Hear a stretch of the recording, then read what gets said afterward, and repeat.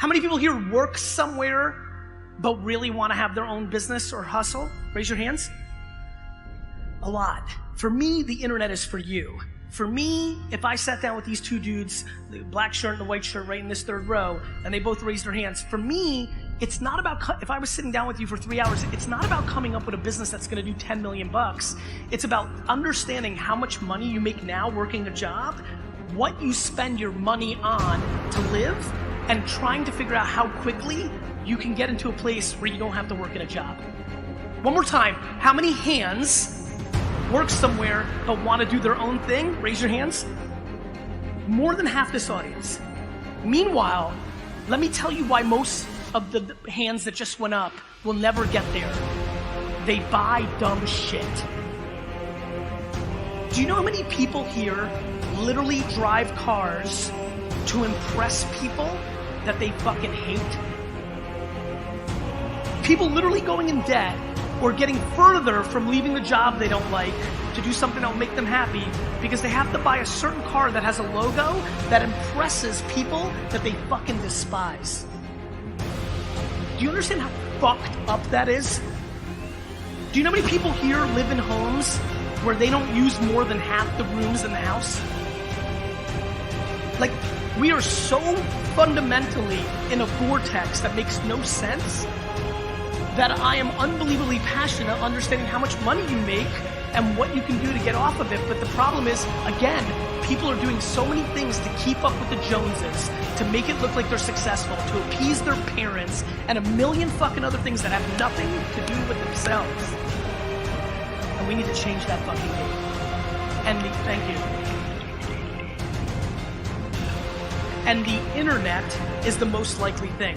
The internet is a place where you can make $54,000 a year just talking about peanut butter.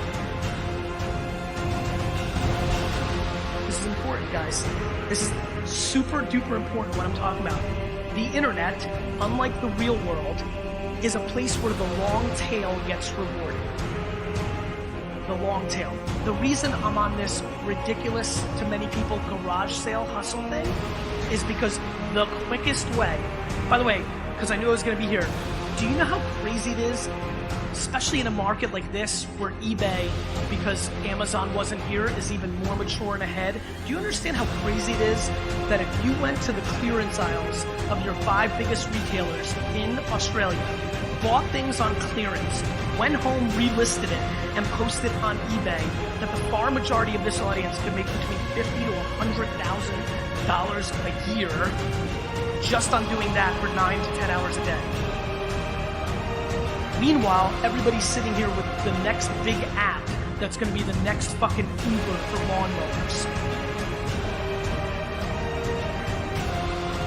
The thing that has made me successful far more than my passion or my energy is my disproportionate practicality. Most people want to look the part of an entrepreneur that came up with the next Supreme or Adidas brand or the next Uber or Facebook, yet are $40,000 in debt, working a job that they hate, and literally, if they went to the 5 discount stores that dominate this market, buy things on clearance, go home, take a picture with their fucking phone, and upload to eBay, and then when people buy it, go to the post office and ship it, they would be able to get out of debt and get into a financial place.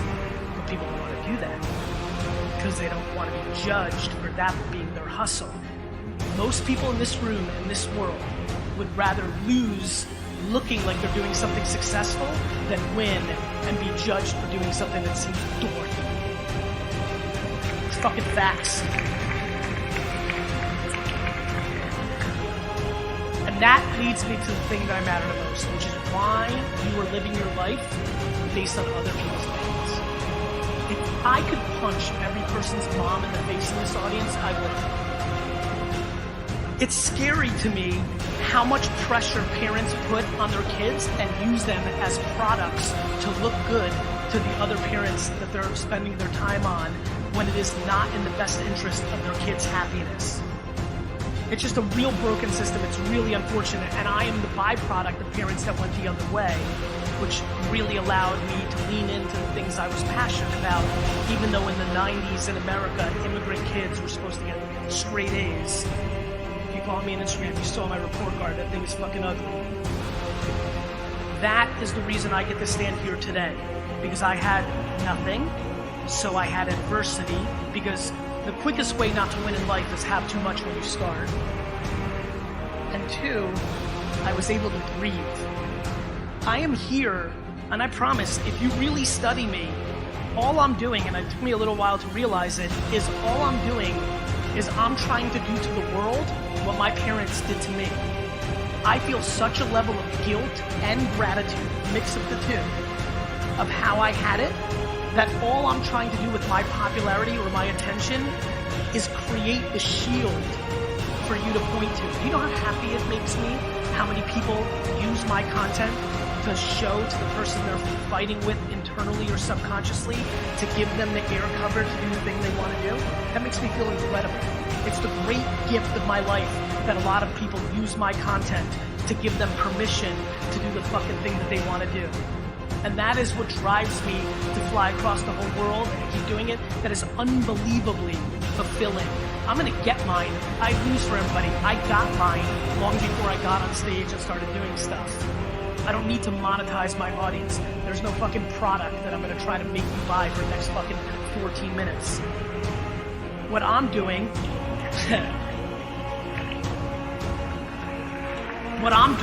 is trying to be happy when I fly home in a couple of days and read the emails from people. And by the way, I get them every day. Every day I get emails that start with, I was $47,000 in debt a year ago, and now I've got a business doing $300,000. I don't know why it took me 4.5 years to finally do what you've been saying. And that's the thing, just so you understand what, why. I love when people like, Gary V, like the comments are just so fun. Gary V, like, you suck, bro, you repeat the same shit. I'm like, because it's right, dick face. The reason I keep repeating it, the reason I believe in it, is because I know for so many of you, even though you've seen it 87 times, this moment in real life, at this time, might be the time it happens. That's how it actually works. This is a game of perspective. Either you understand what's happening or not. Do you know how many people have defaulted into thinking this is a terrible time? My friends, this is the greatest time to be a human being in the history of Earth. I mean, I don't know what else to tell you. This is like math. This is not my opinion. This is what's going on with genocide and health, life expectancy. Like, this is the best. Like, for all the fucking shit we have with racism and sexism and a lot of terror, we got plenty of shit. Meanwhile, they had the Black Plague. Meanwhile, they had World War fucking II. Meanwhile, they had real shit. And we sit around and complain about the dumbest shit in the world. People complain about like getting the wrong milk in their coffee from a barista. Or that your Wi-Fi is a little slower than normal, asshole. Like you're upset. You can feel the speed is a little lower. Or you got a few less likes than you're usually getting on a post. Like the stuff that we actually spend time on is fascinating. To me, it is a complete and utter lack of perspective.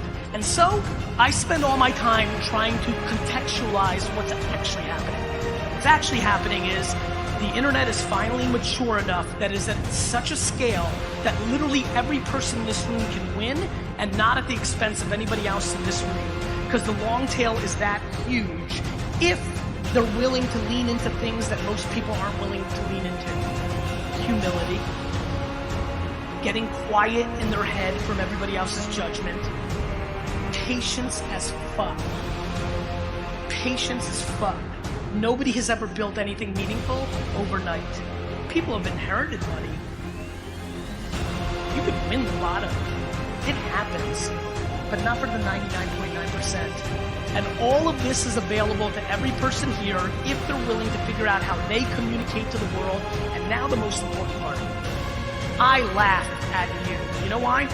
Because a lot of you commented about this conference today during the day. Some of you complained that people came up here and sold, right? I am a weird fucking dude. I decided to look at everybody here who complained about people up here to sell, and I decided to audit their social media profiles, their Facebook pages and Twitter accounts. Let me tell you about all the people that complained that people came up here and sold. Every fucking post out of their mouth on their Facebook is selling shit.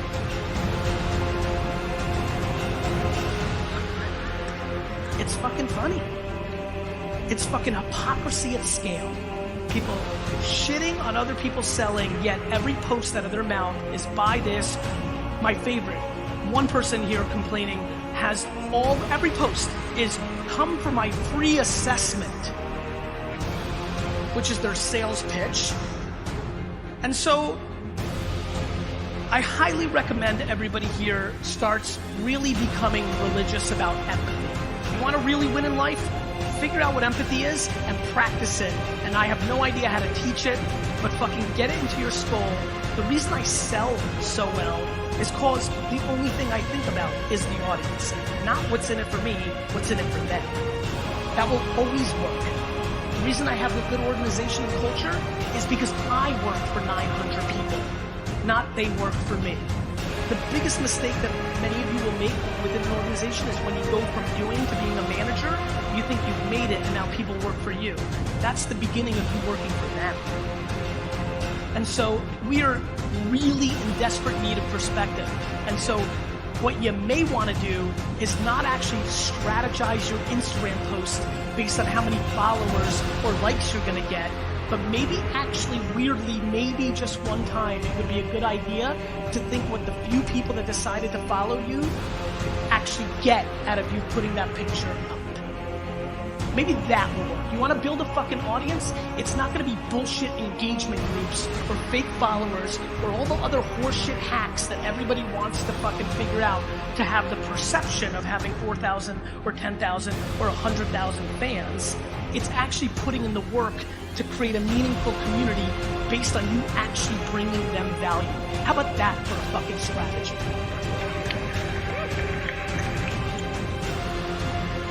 And another thing while I'm on that, for so many people that are complaining they don't have a big enough audience, how do you have the audacity to wish for more fans when you don't go into your own comments, when you only get 17 of them, and reply to the people that are already part of your community? From 2007 to 2011, when nobody knew who the fuck I was, and Twitter was the platform of the day, I spent every day replying to every single tweet that made a mention of me, and used to go to sleep at 3 and 4 o'clock in the morning until I completely got to everybody. And that's how I built my foundation. People want the glitz and the glamour and the caviar, but they're not willing to eat the shit. Period. I mean, if you don't understand how this actually plays out, there is no fucking shortcut. There's no hack, there's no tip, there's just the work. My favorite are the fitness influencers on Instagram. They figured it out in fitness. That, you know, they eat well, they work out every day, they're so disciplined. Yet for their business or their social media following, they're looking for the fucking shortcut. The shit they make fun of that people do in health, they're doing in social and in business. It's cliche, I see it every day. My friends, please understand what I'm about to tell you. Social media's golden era will go away. Just like search engines' golden era went away and email's golden era went away. Everything we're talking about right now is in the prime of its career. The prime. Like an athlete or a supermodel. At the apex. Over the next decade or two, it will lose its throne. Most likely, in my opinion, to voice devices like Alexa and Google, which are going to steal our attention because of the level of convenience it brings to our lives. But visual is always going to play, and it will always have a place, just like email, not as good as it was in 1997, but still an outrageously effective way to sell and market even to this day. It's not like it's going to die. It's just not going to be as fucking awesome as it is right now. You're sitting here. If you're at this conference, you're paying attention to what I'm saying. Now my question is, are you really going to allow me to make fun of you in 7 years for not doing anything?